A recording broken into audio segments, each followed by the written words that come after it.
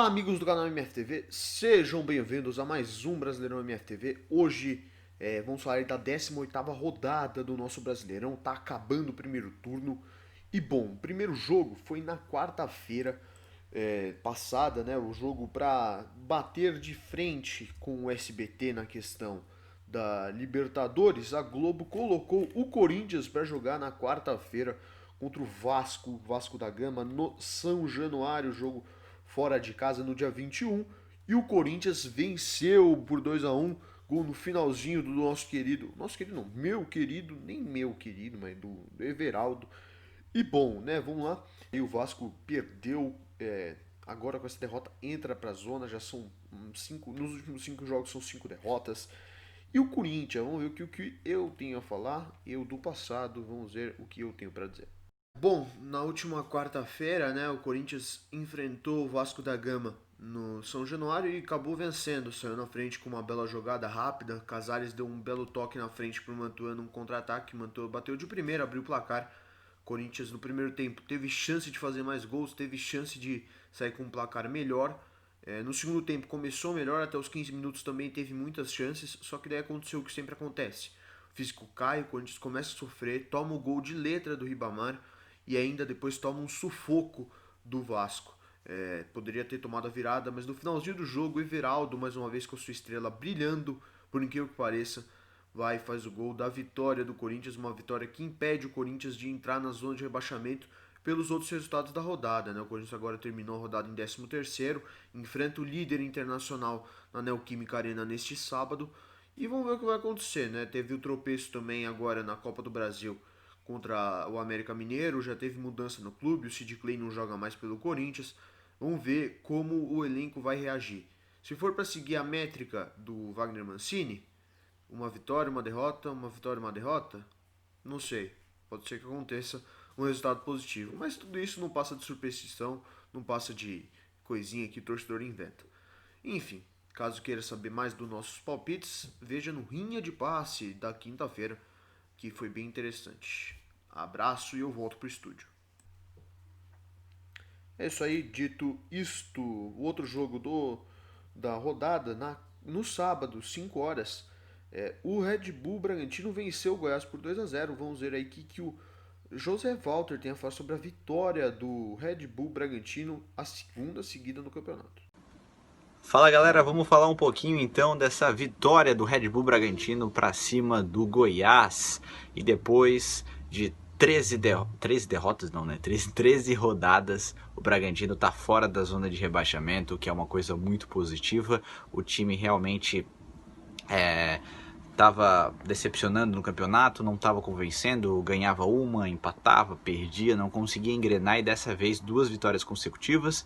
Mais uma grande atuação do meia Claudinho, Ítalo marcou o primeiro gol e ainda teve no finalzinho do jogo uma cobrança de pênalti perdida pelo Tony Anderson, né? Então poderia ter sido um placar maior. Mas tá bom, 2-0, uma vitória boa, time fora da zona de rebaixamento, e agora é esperar para ver se o Bragantino vai de fato emplacar e quem sabe brigar por coisas maiores que não sejam só a luta contra o rebaixamento. É isso aí, um forte abraço meus amigos, até a próxima. No sábado também tivemos Ceará 2-1 em cima do Coritiba. Vamos ver aí que o Sérgio Soares tem a falar sobre a vitória do Vozão de virada. Bora galera da MFTV, beleza? Pessoal, nessa rodada, vitória importantíssima do Ceará sobre o Curitiba. A gente pode dizer que são adversários diretos, né? Pois o primeiro intuito dos dois times nesse Campeonato Brasileiro é permanecer na Série A, não cair. Então, foi uma vitória sobre o adversário direto, que a gente chama de jogo de 6 pontos, porque joga quem perde muito lá para baixo, né? Se os times estão próximos, há um distanciamento muito grande.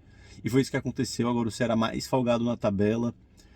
Com a vitória de alguns outros times na sequência da rodada, acabou sendo jogado um pouco mais para baixo, mas chegou até a ficar em sexto no início da rodada. Eu acho que isso ainda não é o pensamento do Ceará. O primeiro pensamento do Ceará tem que ser se estabelecer. E para isso é importantíssimo ganhar desses times que estão no meio do bolo, brigando para não cair, para subir um pouco, para chegar na zona da Sul-Americana. É o tipo de ponto que não se desperdiça contra esse tipo de adversário. E finalmente o Ceará não tomou gol no final e e conseguiu segurar o resultado, levou os 3 pontos, né? Ficou com os 3 pontos para casa. Eu acho que pode dar uma tranquilidade maior para o time, já está 4 jogos invicto. A torcida assim, fica meio impaciente porque deixou de ganhar jogos que estava com vitória na mão. Então é normal ficar apreensivo, ficar chateado. Mas os jogadores estão jogando bem na maioria dos jogos. E dessa vez fizeram um jogo, não digo um jogo tão seguro, porque teve muita chance ali no início do segundo tempo. Curitiba poderia tranquilamente ter empatado o jogo, contou realmente com a sorte, como disse, teve mais sorte que juízo o Ceará, mas depois conseguiu acertar a marcação e levou os 3 pontos para casa. E é isso, contra times que brigam pelos mesmos objetivos, é ganhar ou ganhar, principalmente em casa. Vamos ver agora o que é que há de melhora no time, né? Tem algumas coisas a melhorar, alguns jogadores caindo de rendimento. Então acho que tem que começar a fazer um rodízio, dar oportunidade para quem vem pedindo passagem, jogadores aí do banco, que estão começando a jogar melhor. Então é isso, o campeonato é duro, longo e tem que ficar dando chance para quem está jogando bem, para quem está com gás para jogar, está com personalidade. Vamos ver se isso acontece e o time mantém a boa fase. É isso aí, pessoal. Valeu! Isso aí. E o Coxa, que abriu o placar, mas perde. Murilo Demar, que é com você. Olá, amigos da MFTV. Coritiba perdeu mais uma, mas mesmo assim eu tenho meus motivos para sorrir, né? Eu resolvi esperar o fim de semana passar para que, na esperança de que houvesse uma reunião ali convocada por urgência da diretoria para definir o futuro da direção técnica. Felizmente houve um pouco de sensatez e a diretoria entendeu que não podia continuar com o trabalho do Jorginho, que após rodadas de resultados horríveis e futebol ainda pior, entendeu-se que o Jorginho não conseguiu encaixar novas peças, que, sim, sejamos justos, a diretoria foi atrás, foi trocada a direção de futebol, chegaram peças que podem ser titulares em todos os setores do campo, e algumas delas foram simplesmente negligenciadas pelo Jorginho, não se sabe por quê. E aí o Coritiba vai para a sua terceira troca de comando nessa Série A. A primeira, como vocês sabem, foi o Eduardo Barroca, que começou o campeonato ao comando do Coritiba. Eu tento analisar com um pouco de parcimônia tanto o comando do Barroca quanto do Jorginho. Eu entendo que o Barroca ele foi retirado porque ele não conseguia aplicar o futebol desejado com o elenco que se tinha em mãos. E o Jorginho, eu vejo que aconteceu meio que o efeito contrário. O elenco melhorou, como eu disse, foi feita uma troca de direção de futebol, foram feitas contratações pontuais que chegariam para ser titulares, e o Jorginho não conseguiu introduzi-las. Ele conseguiu algumas poucas, outras ele tentou e não conseguiu, outras ele nem simplesmente tentou, como o Sarrafiori e Neilton, que não entraram contra o Ceará, inexplicavelmente. Coritiba perdeu para o time misto do Ceará, que vinha de uma derrota na final do estadual, que foi o último estadual a terminar entre os principais.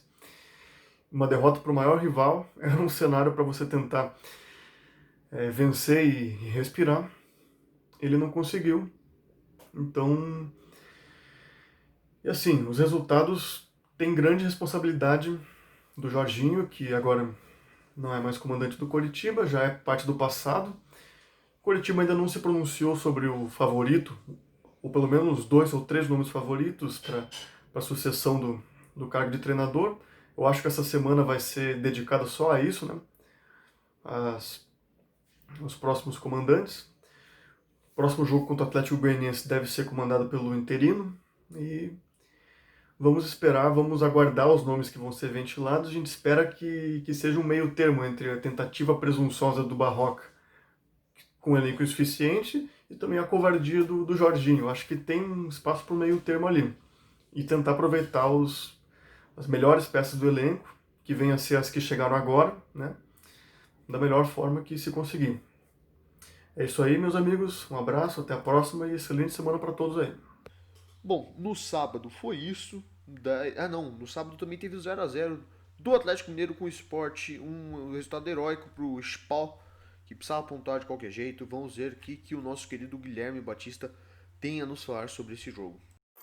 Saudações, galera que está acompanhando mais um Brasileirão MFTV, beleza? Guilherme aqui para falar do lado rubro-negro do empate entre Atlético Mineiro 0 e Sport também 0, partida realizada no último sábado, às 9 da noite, no Mineirão. Um horário bem ingrato, poucos torcedores do Sport estavam confiantes, então poucos também assistiram, pelo horário, 2 pela confiança, porque todo mundo imaginava que a equipe de Jair Ventura chegasse ao 5º jogo consecutivo perdendo. Porém, o que a gente viu no Mineirão foi um domínio maior do Atlético Mineiro. O Atlético Mineiro teve a posse de bola, tomou as ações do jogo, porém não conseguiu furar a defesa rubro-negra, muito em função da boa atuação do Luan Poli, porém discordo de muita gente que falou que o Atlético foi muito superior, que criou muitas chances claras. Acho que chances claras, de fato, foram 3 ou 4. As outras foram boas oportunidades, chutes perigosos que acabaram não entrando. Então, para a gente analisar a partida do Sport, não existe o lado ofensivo. Ofensivamente, o Sport não veio a campo. Foram 3 finalizações, sendo que a primeira veio apenas aos 37 do segundo tempo. Nenhuma das 3 levou perigo de fato. E aí o Atlético Mineiro finalizou 25 vezes. E aí, novamente, como eu disse, eu não vi tanto perigo assim nas finalizações do Atlético. Teve 4 ou 5 que, de fato, levaram perigo que poderiam ter entrado. Uma Sacha cabeceou no travessão e as outras, Luan Poli foi muito bem. Inclusive, ele fez 2 sequências. Primeiro, acho que foi um chute de Keno. Ele espalma no rebote, acho que Savarino chega batendo, ele também faz uma belíssima defesa. Muita gente também reclamando do Sport que só veio para se defender, que o Sport praticou antijogo, que jogou como um time pequeno, que um time de Série A não pode jogar assim. Eu discordo frontalmente. Acho que um time de Série A, ele precisa saber qual é a Série A que ele joga. Dentro do Brasileirão, a gente tem blocos de times. Um bloco que briga por Libertadores, um bloco que briga por título e o resto, um bloco que briga ali para não cair. O campeonato do Sport é brigar para não cair, ponto. Então o Sport ele precisa pontuar a qualquer custo, em todos os jogos. E contra o Atlético Mineiro, ele encontrou uma fórmula de pontuar, que foi se fechando. Se o Sport tenta jogar de igual para igual contra o Atlético Mineiro, acontece o que aconteceu com o Vasco, que 45 minutos de jogo já estava tomando 3, 4 gols. Então é melhor você jogar de igual para igual e sair goleado, para a grande maioria achar que pelo menos teve um jogo de futebol, ou você olhar e pensar apenas no seu time e pontuar fora de casa. Um ponto que pouquíssimos clubes que estão lá na parte de baixo da tabela vão conseguir fazer. Para mim é óbvio, é melhor você jogar feio, praticar entre aspas um antijogo e ganhar um ponto. E olhe lá, o Sport não praticou antijogo em momento nenhum. Aqui no Brasil a gente precisa ter discernimento do que é retranca, futebol defensivo, do que é abdicar do jogo. O Sport veio numa retranca total. O Sport veio para se defender em primeiro lugar e, se aparecesse alguma oportunidade, contra-atacar, buscar um golzinho. O problema é que o Sport ofensivamente não tem peças para contra-atacar. Thiago Neves é muito devagar, Lucas Mugni é sacrificado fazendo uma função mais defensiva e Leandro Bárcia fica muito isolado no ataque. Por conta disso, o Sport não ataca tanto. Porém, defensivamente foi perfeito. Compactou muito bem seu time. Raul Prata voltou para a lateral esquerda, ele que é lateral direito de ofício, estava machucado, mas de vez em quando joga improvisado na esquerda, foi muito bem, fechou a lacuna no lado esquerdo. Mugni, como eu disse, voltou a fazer a função tática defensiva muito bem. Lucas Mugni, um dos principais atletas rubro-negros no ano. E aí foi isso, o Sport muito bem, muito seguro defensivamente. Todos os jogadores foram muito bem. Naturalmente o Atlético Mineiro ia achar espaços, ia encontrar oportunidades, porque é uma equipe muito superior. Então mesmo que o Sport venha retrancado, naturalmente a troca de passes de São Paulo iria abrir espaços na defesa do Sport. Porém, mesmo assim, o Sport conseguiu segurar um 0-0 extremamente importante, colocando fim a uma sequência de 4 derrotas consecutivas, voltando a pontuar na Série A. São 21 pontos conquistados no primeiro turno e na última rodada recebe o Atlético Paranaense. Aí sim, você pode cobrar um Sport mais ofensivo, um Sport buscando o jogo, porque o Atlético Paranaense, diferente do Atlético Mineiro, é uma equipe que o Sport pode e deve jogar de igual para igual, indo para cima, se impondo. Contra equipes mais fortes, meu amigo, paciência. Tem que se defender e defender o ponto a qualquer custo. Muito obrigado e a gente volta na próxima edição do Brasileirão MFTV. Forte abraço. É isso aí. Daí agora no domingo. Agora sim no domingo, 3-0 para o Palmeiras em cima do Atlético Goianiense fora de casa. Vamos ver o que o nosso querido amigo João Pedro Bolzan tem a falar sobre a derrota do Dragão de Goiás. Jogando no Estádio Olímpico, o Atlético sofreu uma dura derrota neste campeonato brasileiro. 3-0 para o Palmeiras.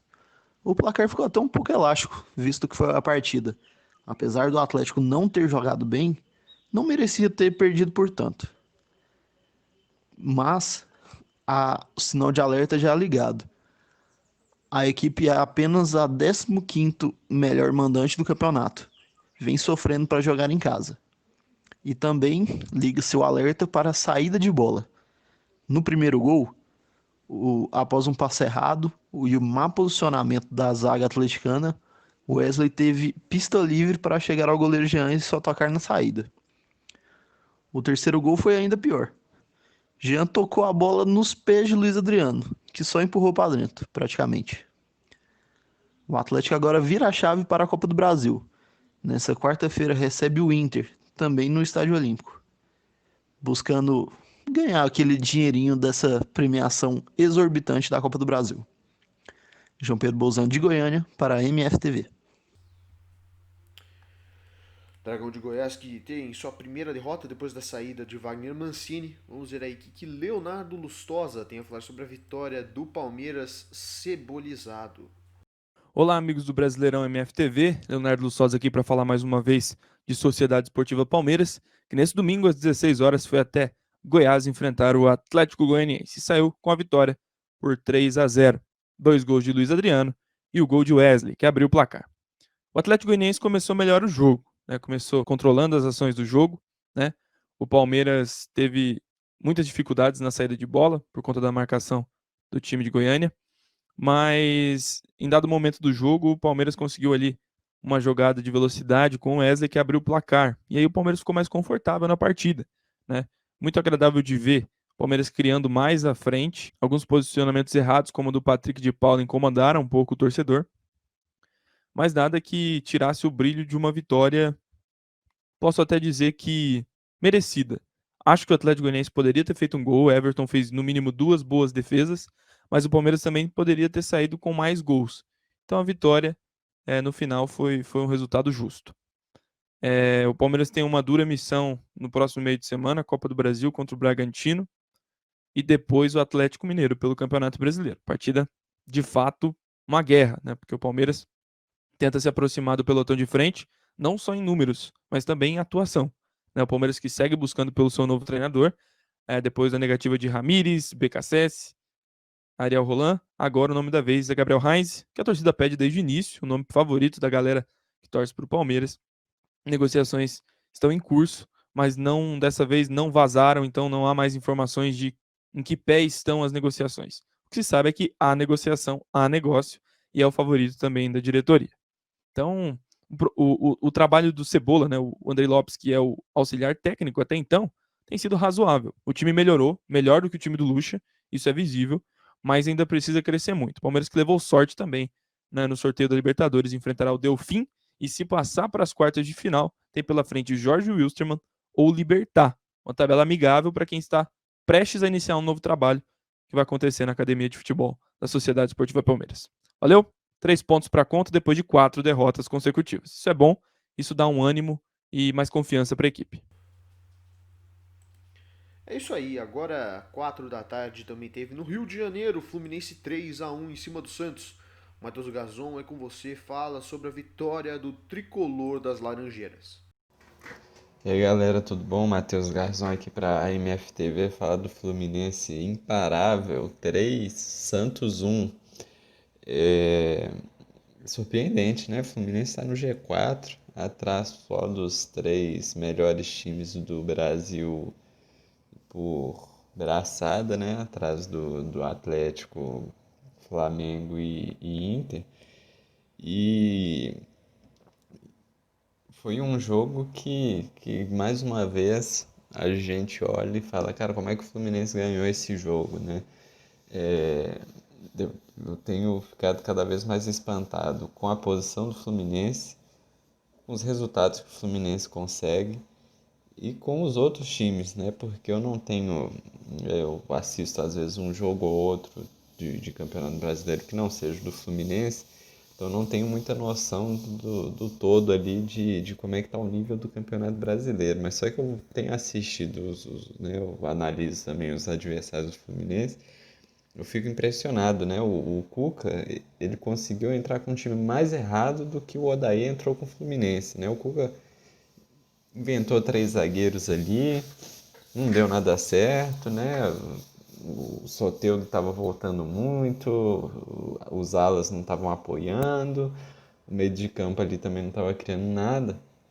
E o Fluminense mal escalado também, né? O Fluminense começou no meio de campo ali com Hudson, Dodi, Araújo. Na frente estava Nenê, Fred e Caio Paulista. E aí, ao invés de a gente jogar como a gente vinha jogando há algum tempo, não sei, botando Marcos Paulo já para começar desde o começo, ou enfim, o Wellington Paulista, não sei se já estava em condição, mas só que assim, o Odaí ele inventou o Araújo de jogar recuado, ele está colocando o Hudson na frente, né? O Hudson está jogando quase como um armador, né? E isso tem atrapalhado muito o Fluminense, né? O Hudson não tem criatividade. Me parece que o Odaí está querendo botar o Hudson na frente para fazer mais pressão ali na hora da saída de bola, mas só que quando a gente recupera a bola, o Hudson não sabe o que fazer, até esperar todo mundo voltar, o Igor Julião resolver correr, o Danilo Barcelos, enfim, não tá dando certo, né?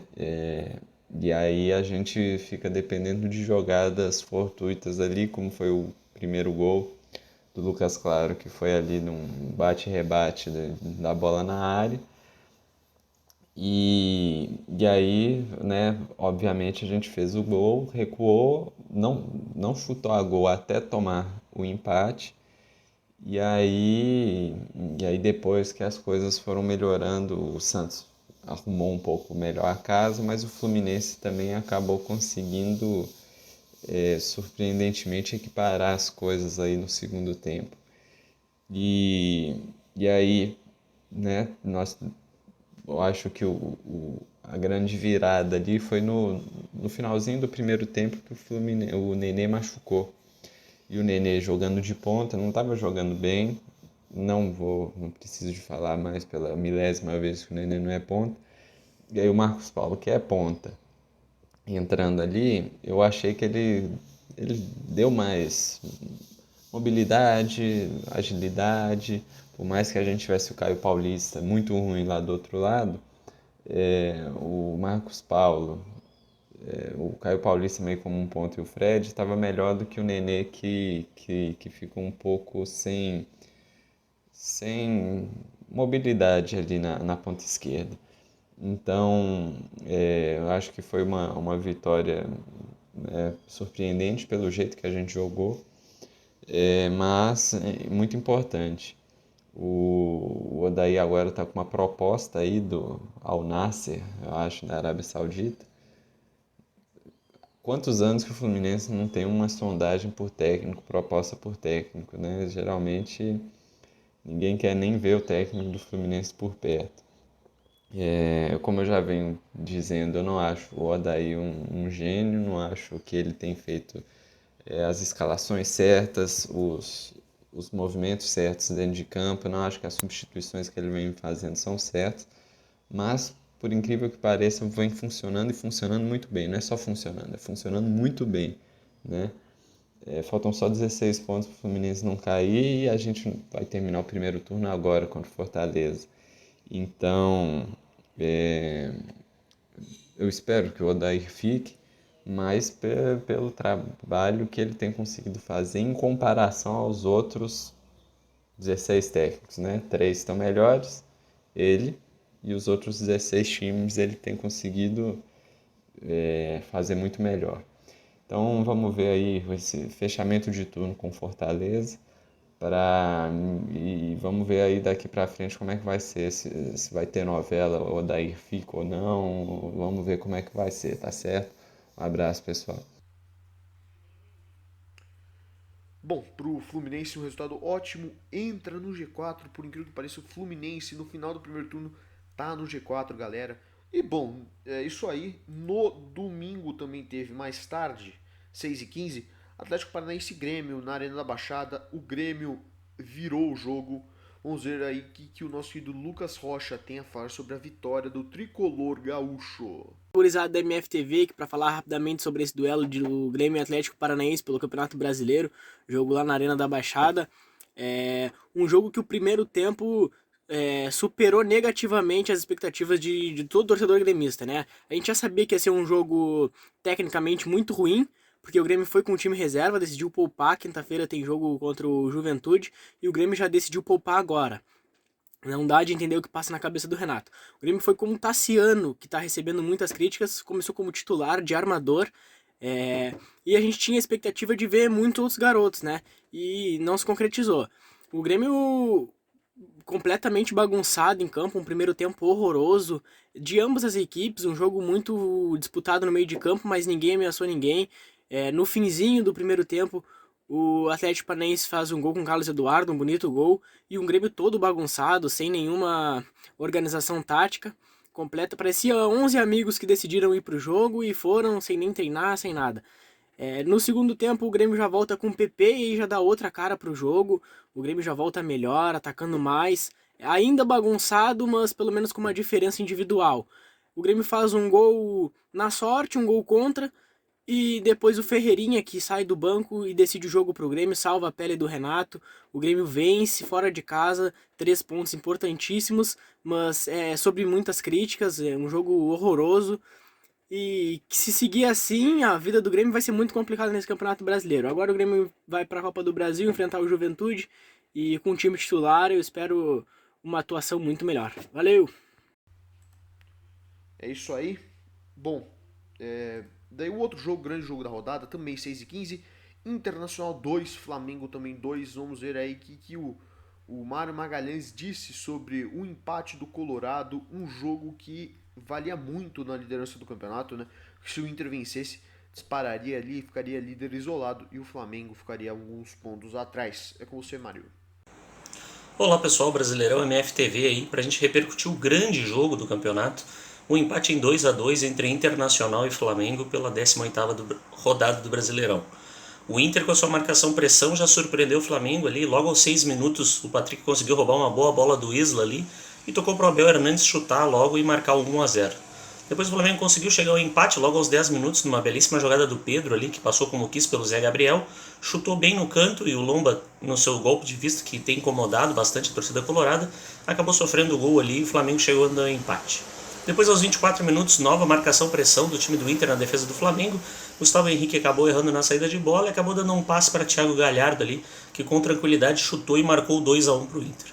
Depois no segundo tempo o Inter e o Flamengo deu para ver a diferença dos elencos, o Inter começou a piorar o time com as mudanças devido às suas peças no banco de reservas, o Flamengo fez algumas mudanças com seu elenco, sua vasta qualidade, e pressionou bastante no segundo tempo, o Inter botou bola na trave, o Flamengo também, mas aí no finalzinho da partida aos 49 minutos ali, Gerson fez um cruzamento da esquerda e Everton Ribeiro sem qualquer marcação acabou cabeceando ali, empatando a partida 2-2, um empate que acabou ficando com gosto amargo para a torcida colorada, porque o time vinha ganhando a partida até os 49, o juiz deu mais 7 minutos, sem motivo aparente algum, porque não tivemos VAR, não tivemos nada, mas acabamos tendo isso, e aí no quarto minuto acabou saindo o gol do Flamengo, o empate em 2-2. Então com o empate o Inter segue na liderança da competição, ao lado do Flamengo, mas o Inter é o líder pelo saldo de gols.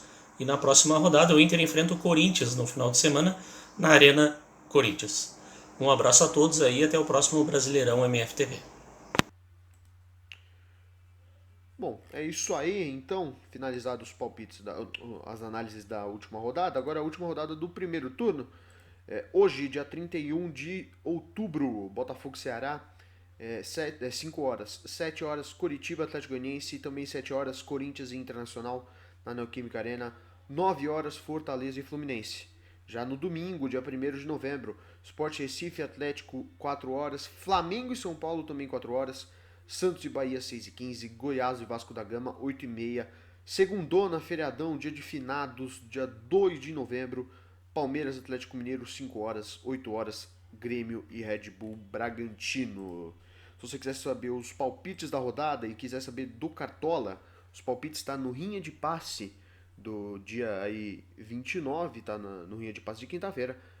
E o debate tem aí o Cartola, que eu fui líder da rodada.